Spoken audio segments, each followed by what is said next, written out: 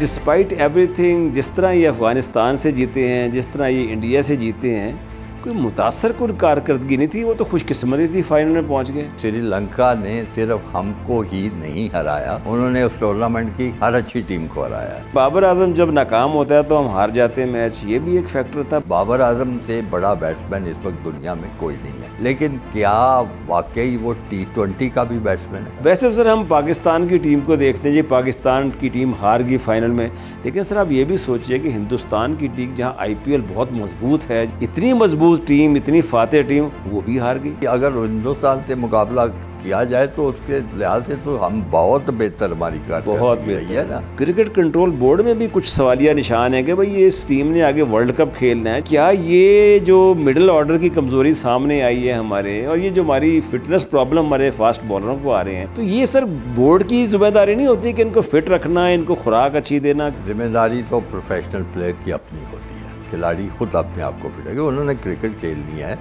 उन्होंने मुल्क की नुमाइंदगी करनी है, उन्होंने पैसे कमाने हैं।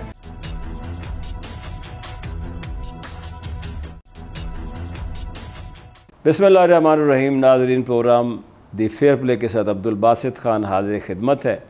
आज हमारे साथ जो शख्सियत हैं वो क्रिकेटर तो नहीं है, ना उन्होंने फ़र्स्ट क्लास क्रिकेट खेली, ना उन्होंने कोई टेस्ट मैच खेला, लेकिन शायद ही पाकिस्तान का कोई क्रिकेटर हो जो उनको ना जानता हो।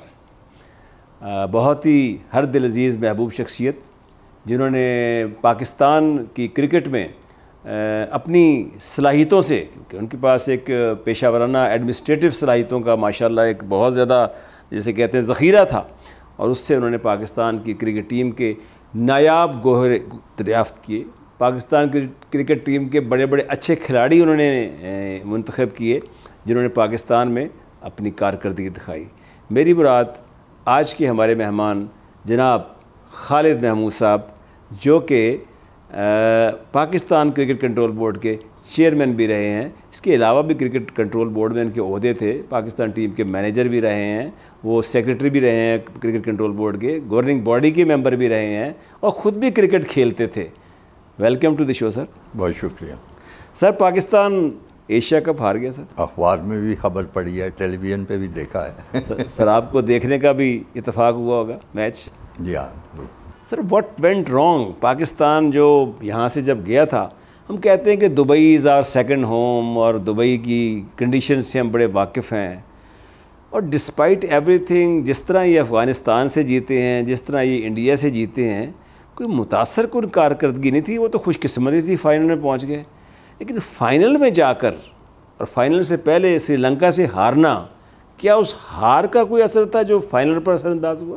बहुत शुक्रिया बादशाह साहब। मैं आपके कोशिश करूंगा सवाल का ज़रा जवाब दूं जिससे आपकी तसल्ली हो जाए, लेकिन उससे पहले दो चार फ़िक्रे बोलने की इजाज़त चाहता हूं कि क्रिकेट में दो होते हैं शोबे।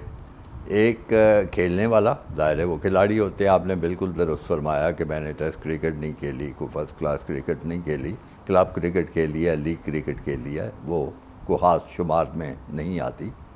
लेकिन दो जो शोबे हैं ना क्रिकेट के, एक खेल वाला, उसमें बड़े बड़े अज़ीम शान खिलाड़ी पैदा होते हैं, पाकिस्तान में भी पैदा हुए, दूसरी दुनिया में, और दूसरा शोबा है क्रिकेट एडमिनिस्ट्रेशन का। सही। क्रिकेट एडमिनिस्ट्रेशन एक बिल्कुल अलहदा ही शोबा है। उसके लिए बड़ा नामवर खिलाड़ी होना या टेस्ट क्रिकेटर होना वो ज़रूरी नहीं है। इस वक्त भी आप पूरी दुनिया में अगर जायज़ा लें, और ख़ास तौर पे इंग्लैंड ऑस्ट्रेलिया में देखें, तो वहाँ पे खिलाड़ी कम ही है कभी वो क्रिकेट एडमिनिस्ट्रेशन में आते हैं। बड़े बड़े खिलाड़ी हुए, आप तसव्वुर कर सकते हैं कि Ian Botham England cricket board का कोई सदर वगैरह चेयरमैन नहीं बना। वेस्ट इंडीज़ में कितने बड़े खिलाड़ी हैं, गारफील्ड सोबर्स हैं, विवियन रिचर्ड्स हैं, और कई नाम, सोबर्स भी शायद थे, तो वो कभी तसव्वुर भी नहीं है कि वो बनेंगे था। इसी तरह ऑस्ट्रेलिया में बड़े बड़े खिलाड़ी, वो चैपल ब्रदर्स थे, और ग्रेग चैपल। लेकिन वो बात ये है कि जो क्रिकेट खेलना एक बात है और खिलाने दूसरी बात है।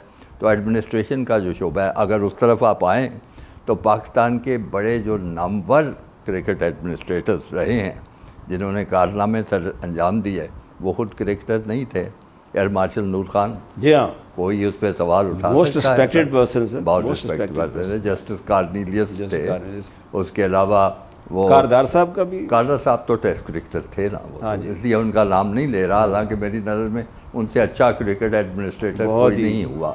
जनरल जाहिद अली अकबर थे, जिनके ज़माने में ये वर्ल्ड कप, जाहिद अली अकबर साहब खुद भी खेलते थे क्रिकेट, वही क्लब क्रिकेट, अच्छा क्लब क्रिकेट खेलते था, तो इसलिए मैं उसकी ज़रा वजाहत कर लूँ। अच्छा सर, एक चीज़ में आपके सवाल से या आपके उस इंट्रो से ये ना समझा जाए कि मैं कोई जैसे वो घुस सर, उसके तो हम बैठिया हूँ क्रिकेट में ऐसे सर, उसके तो हम खुद विटनेस हैं कि जब 1981 में हमने सिविल एकेडमी में एक क्रिकेट मैच खेला था, तो हमने उस वक़्त सलीम असगर मियाँ साहब एक अच्छे फर्स्ट क्लास खेलने वाले क्रिकेटर थे, उनको आउट करके समझे कि बस हमारा मैच हमारे हाथ में हो गया, लेकिन फिर आप आए और शारिक महमूद साहब ने वो मैच हमारे से छीन लिया।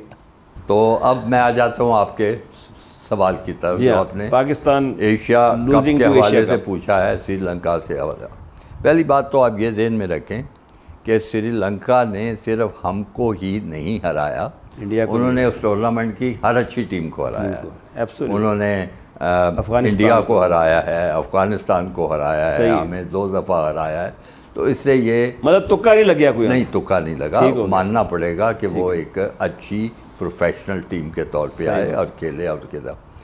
अब हम क्यों ये मैच हार गए, हमने बड़ी तवक्कुआत थी और हमें मैच वो जीतना चाहिए था। मैं फिर वजाहत कर दूँ, सबसे पहली तो उस मैच में खुशकिस्मती हमारी ये हो गई थी कि हमने टॉस जीत लिया था। जी हाँ, वो ठीक है, आधा मैच हमारे हाथ में था, आधा, और वहाँ पे टॉस की अहमियत बहुत है, बहुत अहमियत है, सही जो गल्फ़ के इलाके में ये जो क्रिकेट हो रही है, उसकी वजह यह है कि अंधेरा पड़ जाने के बाद वो ड्यू फैक्टर शुरू हो जाता है, जिसकी वजह से कुछ ड्यू पड़ती है, गेंद बॉलर को बॉल कराने में दुश्वारी होता है, उसको ग्रिप करना मुश्किल हो जाता है। तो इसलिए आपने देखा होगा जो टीम भी टॉस जीतती थी वो पहले बॉलिंग करती, दूसरी टीम को पहले खिलाया, और वहाँ जीतने की शरह भी उन टीमों की जो बाद में बॉलिंग। तो पहली तो ये हो गई, हम बड़े खुश हो गए।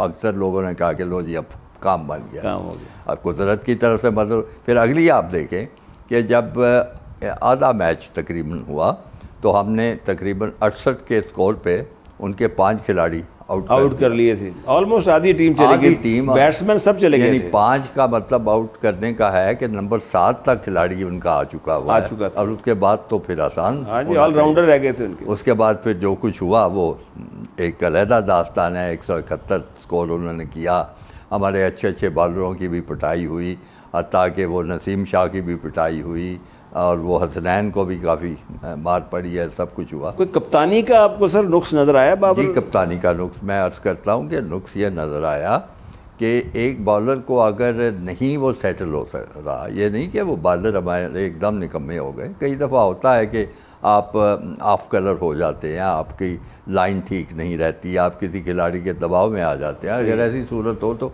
आपको तब्दीलियां करनी चाहिए। ठीक है, उसमें आपने एक अच्छी तब्दीली देखी कि इफ्तिखार को एकदम उसने बॉलिंग दे दी, वो अच्छी बॉलिंग कराई जी, उसने कराई और 1 विकेट भी आपको लेके दे दी।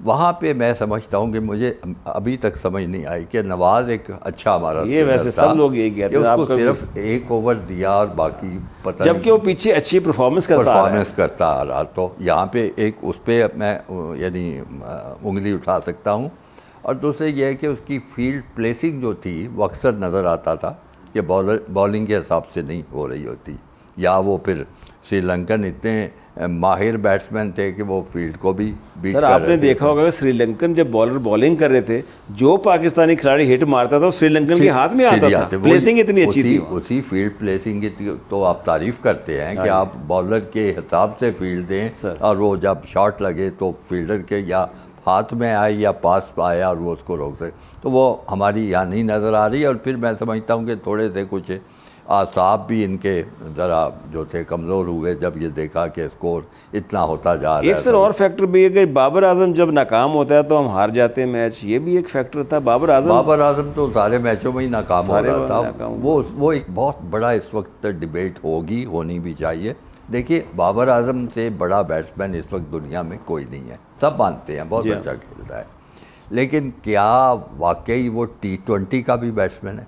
T20 एक और फॉर्मेट है। बाबर वर्ल्ड उसमें वन डे का है, टेस्ट क्रिकेट में भी बहुत अच्छा है, वन डे में भी सेटल हो जाता है। अब T20 में भी अच्छे स्कोर करता रहा है, ये नहीं कि नहीं करता, लेकिन कई दफ़ा होता है कि बंदा उस मोड जो है वो फॉर्मेट में एडजस्ट नहीं कर पा। उसकी दो मैं मिसालें आपको दे सकता हूँ मुझे जो याद हैं। एक मिसाल तो हमारे पड़ोसी मुल्क में ही है, सुनील गावस्कर बहुत बड़ा उनका बैट्समैन था जी, बिल्कुल तो वो मुझे याद पड़ता है कि पहला वर्ल्ड कप था, पता नहीं कौन सा या दूसरा वर्ल्ड कप था, तो उसमें सुनील गावस्कर जो था उसने बहुत सारे ओवर खेले और आखिर में 36 स्कोर उसका कहते थे मैच बाद में उसने कहा कि भाई मैं क्या करता, मैं वो ऐसी बॉलिंग थी कि जिसमें मैं आउट हो ही नहीं सकता था, मतलब आसान सी बॉलिंग सही बात। सर इसका मतलब ये हुआ कि आप ये कह रहे हैं कि क्या बाबर आजम को T20 के लिए नहीं सिलेक्ट करना चाहिए? मैं ये नहीं अभी कह रहा, मैं ये कह रहा हूँ दो चीज़ें करनी चाहिए, या तो बाबर आजम की बैटिंग कोच माहिर किस्म का जो है उसके साथ मेहनत करे और उसको T20 के लिए तैयार करे। वो आपको अपना वो गियर बदलना होता है ना, जैसे गाड़ी चलाते हैं। नहीं, आपकी बड़ी स्टर्लिंग एडवाइस उसका फ्रेम ऑफ माइंड ऐसा होना चाहिए। अब बाबर आजम अकम्पलिश बैट्समैन है और वो गलत स्ट्रोक खेल नहीं सकता, चूँकि गलत स्ट्रोक खेल नहीं सकता तो वो फिर उस गेंद को मारता नहीं, और जब ये देख के स्कोर नहीं हो रहा कहीं मारने की कोशिश करता है तो फिर ऐसी हिट लगती है कि आउट हो जाता है। वैसे सर हम पाकिस्तान की टीम को देखते हैं जी, पाकिस्तान की टीम हार गई फाइनल में, लेकिन सर आप ये भी सोचिए कि हिंदुस्तान की टीम जहाँ IPL बहुत मजबूत है, जहाँ बड़े बड़े खिलाड़ी हैं, जहाँ ट्रेनिंग का एक स्टाइल है, एक डिफरेंट अंदाज से ट्रेनिंग होती है, हमारी तरह उनका माहौल नहीं है, इतनी मजबूत टीम, इतनी फातेह टीम, वो भी हार गई। जी जी, अगर हिंदुस्तान से मुकाबला किया जाए तो उसके लिहाज से तो हम बहुत बेहतर हमारी कारकर्दगी रही है ना, लेकिन मैं उस मुकाबले को पसंद नहीं करता। मैं हमेशा समझता हूँ कि पाकिस्तान को हम हमेशा जो हैं वो क्रिकेट हो, हॉकी हो, कहाँ हराते रहे हैं। अगर हिंदुस्तान की आबादी देखें, उनका साइज़ देखें, उनके वसाइल देखें, उनकी मार्केटिंग देखें, तो हमें तो हिंदुस्तान के मुकाबले में कहीं नज़र ही नहीं आना चाहिए। लेकिन अल्लाह ताला का बड़ा फजल व करम है कि मुख्तलिफ़ स्पोर्ट्स में हम ना सिर्फ नज़र आते हैं बल्कि उनसे बेहतर खेलते हैं। तो इसी पस मंज़र में मैं ये कोशिश कर रहा हूँ आपकी बात का जवाब देने की। अच्छा सर, एक और चीज़ आपसे पूछना चाह रहा हूँ कि बाज़ लोग अक्सर ये शिकायतें करते हैं और ये तबसरे में बात होती है कि वो जो मैच हमने श्रीलंका से खेला, जो कि एक फ्रेंडली सा मैच था जिसके कोई असर नहीं था फाइनल, उस मैच में इन्होंने हैदर अली को नहीं खिलवाया, उसको साथ लेके रखा, मतलब उस मैच में थोड़े से तजर्बे कर सकते थे, तो ये भी ये कहते हैं कि फैक्टर था, कम से कम उनको ट्राई तो करना चाहिए था सर। ये एक फैक्टर भी हो सकता है उसको मौका देते वो अच्छा साबित होता, लेकिन जो चंद फैक्टर शुरू से ही थे ना, आप उसकी तरफ भी तवज्जो दें कि जब ये टीम सिलेक्ट हुई है, गई है खेलने के लिए, तो अक्सर माहिरीन की राय ये थी कि हमारा मिडल आर्डर जो है वो कमज़ोर है। बिल्कुल माहिरीन की राय थी। अब जो हमारे जो नए उसमें खिलाड़ी और वो खुल के सामने आया, वो खुशदिल है और वो इफ्तिखार है और तीसरा भी जो वो आसिफ अली है सर। जी आसिफ अली जो है, तो इनके बारे में ये था कि अच्छे खिलाड़ी हैं, लेकिन वो जो इंटरनेशनल लेवल पे जिस तरह की हिटिंग चाहिए हो, मतलब इनका देखा है, पुराना रिकॉर्ड देखें कि अगर इनको लंबे ओवर मिल जाएं तो फिर भी उनको मुसीबत पड़ जाती है। लेकिन सर जिस तरह हिंदुस्तान ने एक मैच में, जो आखिरी मैच जिसका कोई इस पे असर नहीं पड़ना था, वो कोहली को उन्होंने ओपन करवा दिया, क्या बाबर को नहीं चाहिए था कि कुछ आगे पीछे अपने बैटिंग ऑर्डर को करता, शायद उसकी फॉर्म वापस आ जाती? मैं तो समझता हूँ कि बाबर को ओपन करना ही नहीं चाहिए था T20 के लिए। बाबर इस तरह का खिलाड़ी है कि वो दोनों तरह से खेल सकता है, तेज़ भी खेल सकता है, कुछ डिफेंड भी कर सकता है, तो उसको चाहिए था कि ओपन के लिए 2 आउट बंदे, रिजवान होता, उसके साथ वो फ़खर ज़मान हो जाता या कुछ।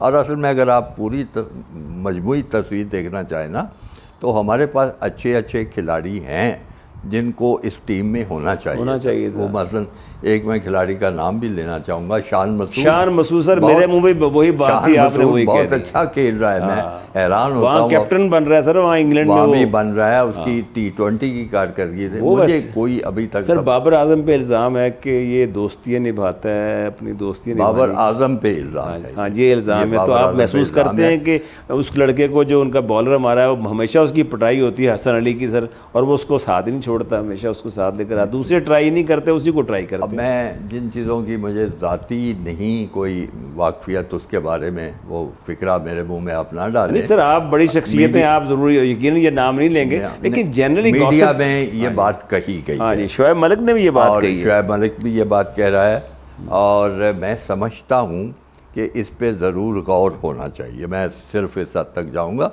देखिए, वो इमाद वसीम एक बड़ा अच्छा ऑलराउंडर है। हाँ जी। और इतना अच्छा ऑलराउंडर है कि वो T20 किस्म की टीमों की कप्तानी की भी सलाहियत रखता है। उसका भी उसके बारे में ही सोचा जाना चाहिए था। क्यों बाहर है वो भी नहीं समझ आई। कोई समझ नहीं। फिर आपको एक खिलाड़ी पुराना, बहुत पुराना तो नहीं है लेकिन क्रिकेट से बड़े अरसे से दूर है, एक उमर अकमल होता था। हाँ जी। उमर अकमल होता था जो उमर अकमल, हाँ जी। हाँ, T20 का बड़ा अच्छा खिलाड़ी था। आपको याद होगा कि वो कोई नॉन रिपोर्टिंग का उस पर चार्ज लगा था वो कि उसने जो उसको किसी बुक मेकर ने अप्रोच किया एक ऑफ़र के साथ और उसने वो क्रिकेट बोर्ड को इतला नहीं दी। उसको पहले 3 साल के लिए उस पर बैन लगा, फिर वो अपील के बाद साल या 1.5 साल रह गया। तो अगर वो सारी चीज़ ख़त्म हो चुकी थी, उसमें अभी क्रिकेट बाकी है, बड़ी सर बाकी बड़ी अच्छी बाकी है क्रिकेट, और उसका माजी भी बड़ा शानदार रहा है। वो तो मुझे याद है कि बहरहाल ये इसको अब्दुल कादर, अल्लाह उनकी मग़फ़िरत करे, वो थे चीफ सिलेक्टर, उन्होंने सिलेक्ट किया था। और मैंने पूछा कि बाबूजी ये कैसे खिला। उन्होंने कहा जी सर जी मैं आपको बताऊं, ये पाकिस्तान क्रिकेट को 2 हीरे मैंने दिए हैं। ये उनके लफ्ज़ थे। एक हीरा उमर अकमल था और दूसरा आमिर था जो फास्ट बॉलर था। तो वो वाकई बात ठीक। तो ये सर आपने वसीम अकरम को भी देखा आपके साथ जब आप मेरे ख्याल चेयरमैन थे क्रिकेट कंट्रोल बोर्ड के, वकार यूनुस को भी देखा आपने। अब ये जो हमारे शाहीन आफरीदी और नसीम शाह हसनैन, क्या देखते हैं कि क्या उनको उनकी जगह ले लेंगे? क्या वो जिस तरह वो बॉलिंग करते थे, अभी नसीम शाह ने देखा कि ऑफ स्टंप से गेंद को किस तरह अंदर लाया, जो उसने कमाल डिलीवरी। सर मुझे वो याद आ गया इमरान खान की डिलीवरी जिसमें वो संदीप पाटिल को आउट किया था उनको।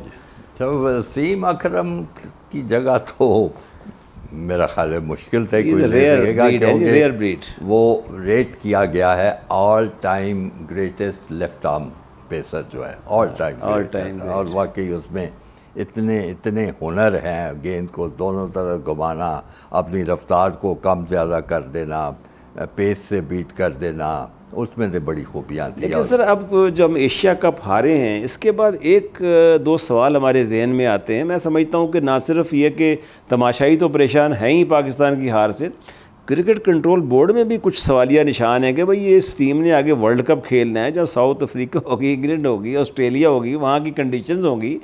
तो क्या ये जो मिडिल ऑर्डर की कमज़ोरी सामने आई है हमारे, और ये जो हमारी फ़िटनेस प्रॉब्लम हमारे फास्ट बॉलरों को आ रहे हैं, ये फ़िटनेस का भी सर बड़ा अजीब था कि जब अफरीदी साहब को इतना खिलाया, शाहीन अफरीदी को इतना खिलाया कि उसे अनफिट कर दिया। वैसे तो इंडिया के भी अनफिट हुए हैं, लेकिन शाहीन अफरीदी का अनफिट हो जाना, फिर वो दूसरा वसीम लड़का वो भी अच्छा है, ऑलराउंडर है, वो भी अनफिट हो गया। नसीम शाह देखें कि 3-4 दफ़ा गिरता पड़ता रहा आके। तो ये सर बोर्ड की जिम्मेदारी नहीं होती कि इनको फिट रखना, इनको खुराक अच्छी देना? क्या इनके साथ कोई होते नहीं सर इनके कोई? देखिए, जिम्मेदारी तो प्रोफेशनल प्लेयर की अपनी होती है। सच्ची बात ये है, ऑस्ट्रेलिया में, इंग्लैंड में, बाहर के मुल्कों में खिलाड़ी ख़ुद अपने आप को फिट है कि उन्होंने क्रिकेट खेलनी है, उन्होंने मुल्क की नुमाइंदगी करनी है, उन्होंने पैसे कमाने हैं, तो उसके लिए फ़िटनेस तो उनकी अपनी है। लेकिन ये कह चुकने के बाद मैं फिर ये कहूँगा कि देखिए क्लास में जो एक बच्चा है वो पढ़ने की ज़िम्मेदारी की तो उसकी अपनी है ना, लेकिन अगर वो नहीं पढ़ रहा तो उस्ताद क्या करेगा? उस्ताद उसके लिए कोई स्पेशल सेशन लगाएगा, उसको कोई समझाएगा, अगर समझता नहीं है तो उसकी मुरम्मत भी कर देगा। बहुत शुक्रिया जनाब खालिद महमूद साहब।